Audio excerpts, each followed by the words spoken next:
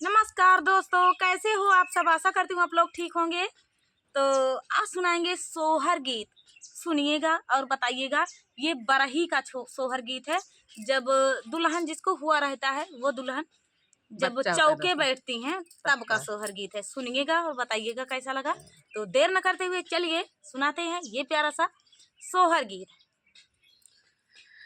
आजू मोरे छठिया बारही आया उरा जागरो पनया उरा जागरो पनियो सखिया आजू मोरे लालन कई बारहिया चाऊ का चाड़ी बैठा बचाऊ का चाड़ी बैठा बहो सखिया आजू मोरे लालन कई बारहिया चाऊ का चाड़ी बैठा बचाऊ का चाड़ी बैठा मचिया ही बैठा सासुता बाहू अरिया राजा कराई बाहू अरिया राजा कराई हो सासू मोरे नहीं हर पाठाऊ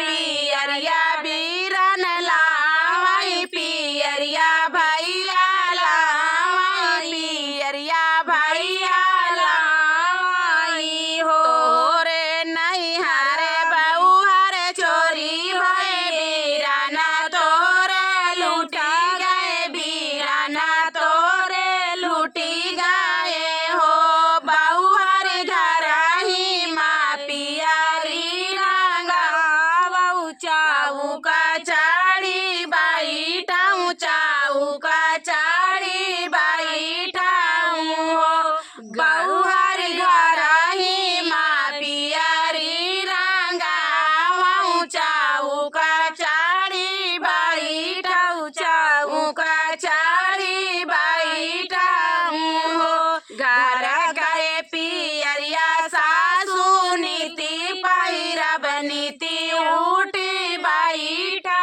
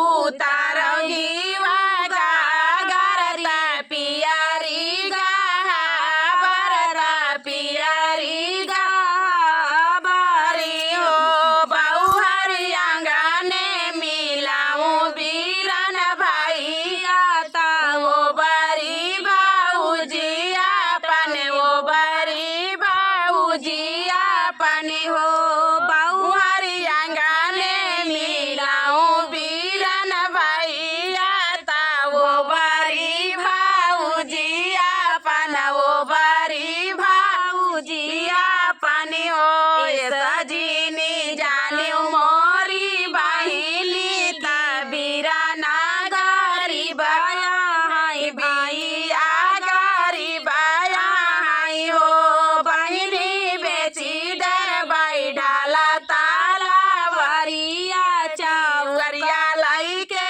आऊ बाई पियरिया लाई के आऊ बाई हो बहिनी बेची डर बाई सिरा कई पागड़िया पियरिया लाई के आऊ बाई चाऊ का चारी बाई टिऊ चाऊ का चारी बाई टिऊ हो।